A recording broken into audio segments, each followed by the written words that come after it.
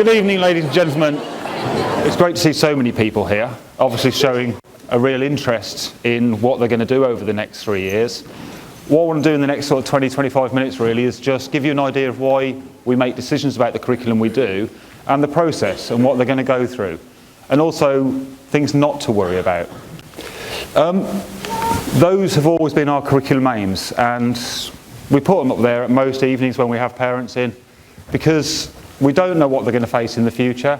Some of them have a really clear idea of what they want to be. It's very, very few at this age group. Some of them have got an idea of where they want to go. What we want are successful learners. They can turn their hand to anything. They know how to learn. They can pick up a new skill, they can pick up a new trade. They change their mind, they take a different path, but they can do it successfully. They're not fixed.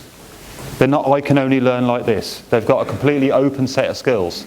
And that hopefully will give them the confidence that they get this mindset of, I can do anything. I can do whatever I want to do as long as I work hard. Because I can do this, I can do that. My reading is great, I'm quite good at problem solving. I work well as a team. And these wider skills are just as important to us as some of the qualifications, that they can actually communicate. And actually, that's what employers want. They want people who can listen, they want people who can give ideas, they want people who can communicate. And then the last thing, we think, well, personally, they're going to look after me when I'm old. I want them to do a good job. We want responsible people making good decisions, not only for the local area, but for our futures, for their own futures, for their children's futures. So we want them to have a bit of a knowledge about the world. Listen to other people's opinions. Yes, this is my opinion, but yours is just as valid, and that's what you believe, that's fine. Not everybody should believe like me. So that underpins everything we do. And just from the start, I just want to say, they are year 8, they are very young. None of the decisions they're making this year about subjects will determine their future. If they do not choose to do psychology for the next 3 years, most schools don't even offer it. People are absolutely fine taking up psychology at A-level without never having done it before. So there's nothing that they'll be choosing that will shut any doors for them. Just because they don't do art here doesn't mean they can't take art A-level or something else later on. So it doesn't, you're not shutting any doors, it's not the final step, it's just trimming down some of the subjects and investing more time in the ones where they have a passion for it or an interest. And it's part of a process. This evening is the third thing down on there. You've had parents' evening recently. You've got an idea of where their strengths lay, how they're doing in subjects. Mentoring day is on the 27th of February. The deadline for the forms is the week after that. There's the role of the tutor. Each tutor pairing, like me and Miss Driscoll as a pair of tutors, we've only got 4 year 8s. We'll be talking to them about this in school. They can come to us with any questions. And I'd suggest for you as parents, because you'll be in for mentoring day then, any questions should first of all go to tutors. Any discussion, if you want to have that, do you think this would be good for them? Do you think that would? And they can go and talk to the tutors because they see them every single day. So that's a good person to sort of give them advice, look at it over the time. We stick with the core for more or less everybody. And by core, everybody does double English, English language and English literature GCSE. Everybody does maths. Everybody does science, although some do more science than others. I'll come back to that. Everybody does a humanities subject. That is either history or geography. And nearly everybody does a languages. Now, we have written to some of you and said,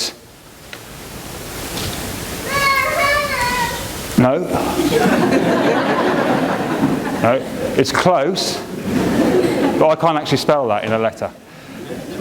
What we've said is, for a few students, we think they'd be better off investing their time in English and maths and putting it into practice instead of doing languages, because if they do that, that will help them succeed in their English, their maths, their science, their history, their geography, their psychology. And that's for the students who might struggle a bit more with some of the English and maths. For everybody else, languages learning is rated so highly and it grows all the time. The idea that everybody's online now, and loads of companies are, and if you've got language skills, it gives you a massive bonus. Universities designed this group of subjects. Universities put this together with the top employers and said, this is called the EBAC, the English Baccalaureate. If you have this group of subjects, it opens the doors to more or less anything. So that's why we stick with it for more or less everyone. And when people go, but I don't really want to do this, I don't want them at 18 turning around and saying, I can't get into the university or the higher level apprenticeship I want because I haven't got a language, so now I have to go to night school and pay to do it myself and delay it for a year before I can go and do it. So actually some of the decisions we make for them now, because we're the adults and we're trying to open their futures rather than, I want to do. Can you imagine if we just gave them a free rein of what do you want to do every day? We would need 80 PE teachers. Let's go and play football, okay. So, the not examined, aspiring futures and core PE, statutory subjects you have to continue with, every school does, to make sure they get that rounded education. So everybody will continue with core PE lessons all the way through to the end of year 11. Some will choose to do extra PE on top of that. Everybody will continue with religious education, careers education. It's all put together in a programme where they have a lesson a week. It's called Aspiring Futures and it includes all of our personal development areas. So it is equalities and it is tolerance and it is sex and relationships education. So it's all the statutory bits. Some of that they do during PD days and some of that they do in their weekly lesson of that, and that goes all the way through. It's not done in the tutor programme, that's separate to it, although some aspects are covered there. It is a dedicated lesson and they'll do that all the way through. So they'll always be looking at other people's rights, how things happen in different countries, what these people believe. Some people call it philosophy and ethics rather than religious education. It's all together in a programme over the 5-year period of which they continue. And then the first choice, obviously I said, humanities choice, they will indicate that. The form you've got at the back of your booklet, at the top of it, it says geography or history. Last year, everybody got their first choice. If they chose history, they got history. If they chose geography, they got geography. Further down on the choice form, people always say, can I do both? If enough people putting history also choose to do geography, that's an option. It could run as an option subject. Because of the amount of subjects we offer, that very rarely happens. So because there's so many other subjects on there, most people actually go, I quite fancy doing both. Ooh, no. I want that one instead. And we probably offer more than most. Well, I know we do. The second one is a creativity choice. And we changed this last year, and we changed actually the subjects we offer depending upon who's coming through, what the year 8s are like, what they've been like in year 7. Also what's available. Everybody will take a creativity subject and they will finish it at the end of year 10. So everybody will get an extra subject that they study more lessons of during year 9 and year 10. They finish it in year 10 and then they invest those lessons in the other subjects in year 11. They don't get an added subject on there. From a creativity point of view, it means using your imagination. It's something that fades as they get older. We deliberately try and keep it in the curriculum because of employability. That problem solving, open-mindedness, your own opinion, your own ideas. Those are the subjects they choose. So all the arts are on there, all of the performance subjects are on there. PE is on there, because some people are more physically creative in their sports. So everybody chooses one of those and they study that during year 9, year 10, and then invest the time elsewhere. And then there's not much difference between the 3 pathways. Purple pathway, they do all the core subjects, they take their humanities, they take their creativity, and then from all the other subjects they offer, and the list is on the back of the sheet, there's a page for every subject in the booklet, they choose 2 subjects. Those students in the purple pathway choose to do double science. That means at the end of year 11, they will get 2 number grades in science. They are 2 full GCSEs. They count as 2. They are a complete mixture of biology, chemistry and physics, and they are good enough to take A-levels in biology, chemistry or physics. The only difference is, if you are number 1 really keen on science. Number 2, quite good at science.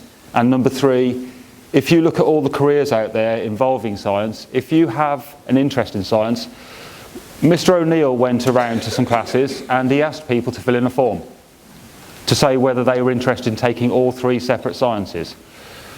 Those people are studying the green pathway. What that means is they will actually do GCSE biology, GCSE chemistry and GCSE physics. They'll have 3 GCSEs in science. Now, there is a lot of extra content. It's no harder, no easier than anything, but you'd need to be really into science and want it or want a future that way for you to choose that. There are 55 people in the room who have indicated they wanted to do that. Nothing is written in stone.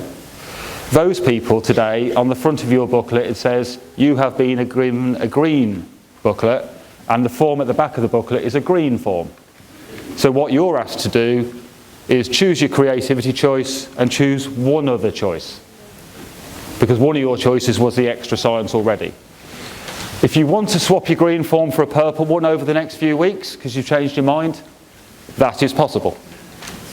If you're a purple person or a person with a purple form, and you, after talking to people tonight or the apprenticeship centre, if you decide, actually, something I'm thinking about, go and talk to science tonight. There's 2 members of staff at the table out there, or maybe 3, depends on where I end up. And it might be that you swap your purple form for a green one. We're not closing doors on people. And then the other one, this is just purely the people who aren't doing the languages. They still do the full core, they still do their humanities, they do the creativity, they do the 2 other choices. And what we try and do is, we don't want to give these people who may struggle with some of it, we don't want to give them extra English and extra maths. So what they do is they do project-based learning, where actually it's trying to apply the English they've learned and trying to apply the maths they've learned, so that it becomes more of a habit and more ingrained, so it becomes more of a natural skill. So, exceptions. This is all in the booklet. The art, 3D design, graphic communications and textiles are all the same GCSE. They are all an art GCSE. They're just taken through different mediums. The only one that's not on there is photography. Photography is a completely separate subject. You could take photography and art. You couldn't take art and graphics, because they're the same subject. Wouldn't really help in the future, wouldn't really count. Similarly, acting and dance are both a performing arts award.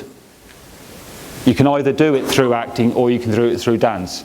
By doing both of them, you don't gain anything. In current year 10, there is a class of 18, I think, doing classic civilizations. It's one of the subjects in the booklet. It's the subject I would have chose first at school. It is not history, it's Romans and Greeks and like the proper history from the good old films where they're always fighting. I would have chose that because that's the area of history that really interested me when I was at school. In current year 9, there is nobody doing it. One year, loads of people chose it, so we ran the group. The following year, 3 people chose it. We didn't run the group. So at this stage, there's nothing guaranteed in that booklet. Well, English, maths and science, obviously. But actually, subjects can only run if enough people choose it, so we haven't already decided what we'll run. Let's jump ahead for a second. That's what's currently running in year 11. In the 2 normal option blocks, sociology was popular. Sociology is in both blocks. RE's on there. In another year, RE won't be there. It just depends on who chooses it. So we don't actually decide how many classes, how many teachers we need. We don't decide any of that. We'll decide the classes and we'll build the classes around what they choose. But like I say, for affordability and to actually run a school, we can't run classes of 3 or 4 students. It needs to be a decent size. That's the list of subjects. Each one has a page in the booklet. Each one has a bit in the booklet about how it's assessed, what you're expected to do over time. What I'd suggest you do in your hour when you leave here is, I did this 2 weeks ago at my daughter's school. She's doing her options this year at another school. I already knew which 3 areas she wanted to go to. I headed to those 3 and I got out the door. She was already quite fixed, and actually she knows somebody at home who knows quite a lot about this. What I suggest you do is listen to them. Where do they want to go and talk tonight? What do they want to weigh up? But also asking, do you think this will suit me, to the teachers, and then back to their tutors. One of the reasons to say it is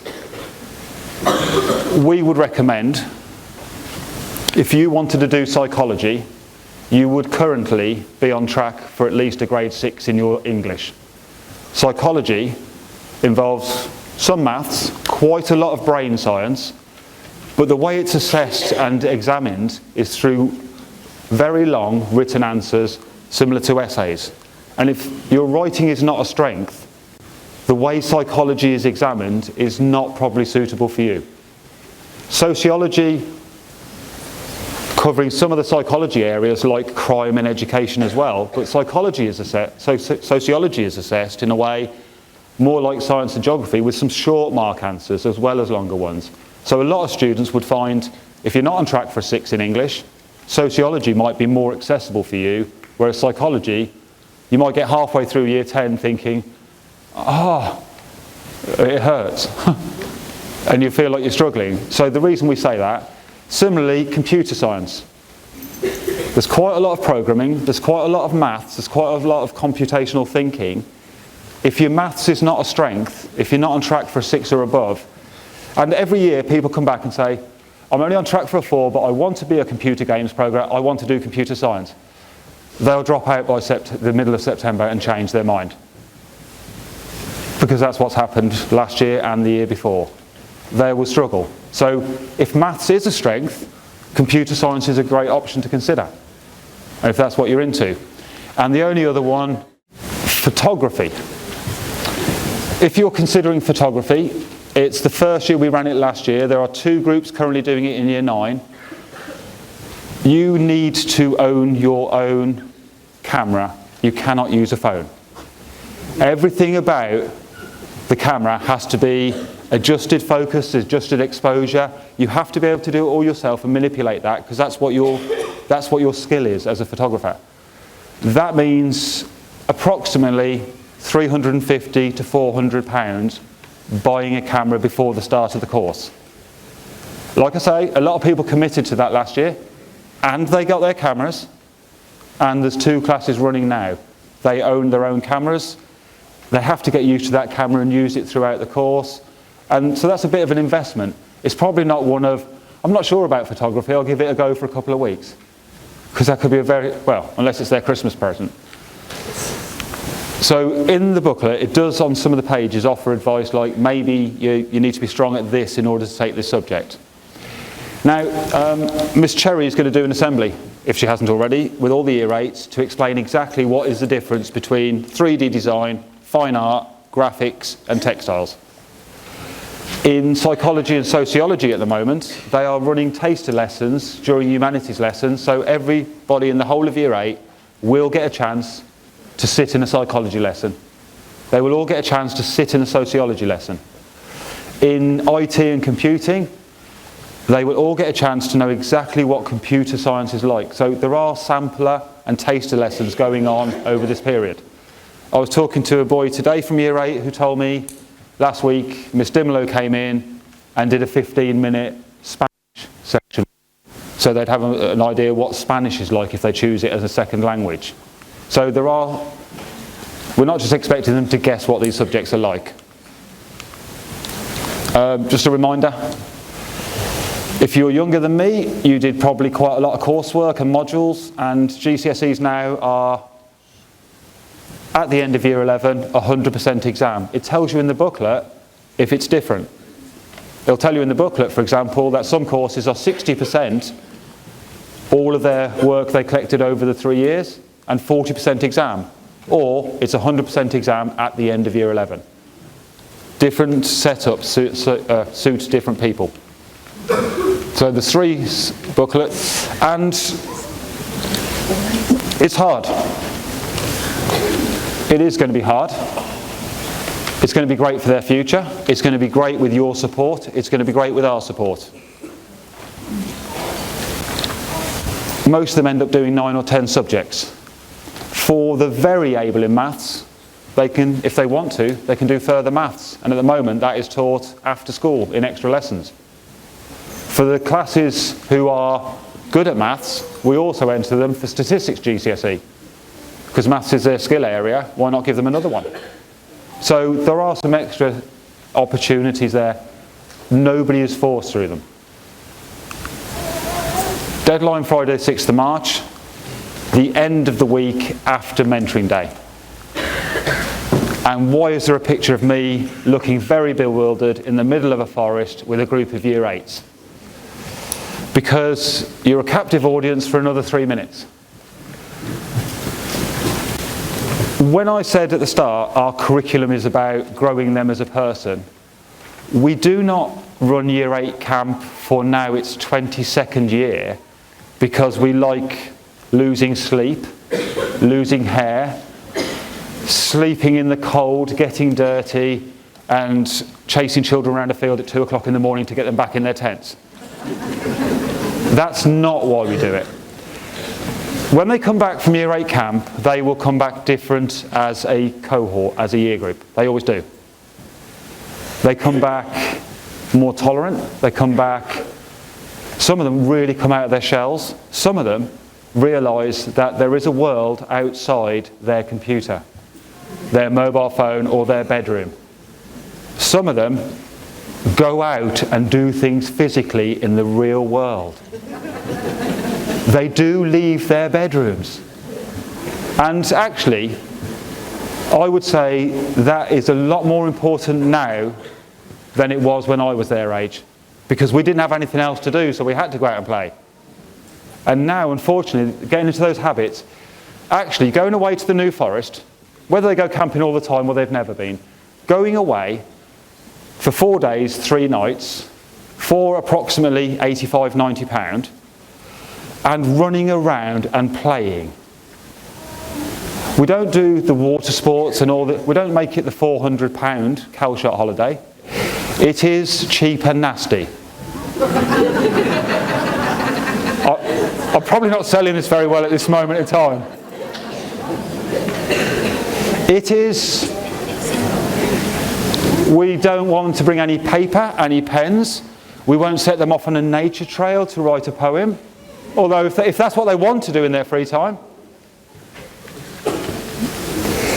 It is about them being 12 and 13-year-olds and playing and having fun and doing some competitions and walking for 10 miles around the forest and coming back and going, I've never done that before, can we do it again tomorrow? Absolutely no way. Because at that stage, I'm pretending I do it all the time. I need to lie down. So we do want them outside their comfort zone. It is about personal skills. It is about their self-esteem. It is about opening their eyes. And it is about getting away from electronics. It is about the fact that dirt's okay and you can go and wash and it comes off. And it's about working together as a group and knowing more people. And in Year 9, when they go into all these new option classes, and they're not with the groups they've been with for Year 7 and 8. Do you remember when I threw you in the river? They've already met each other. The river's, by the way, it's about that deep. You listen to Year 11s talking about, do you remember when we had that water fight in the river? Yeah, I remember the river. It doesn't reach my knees.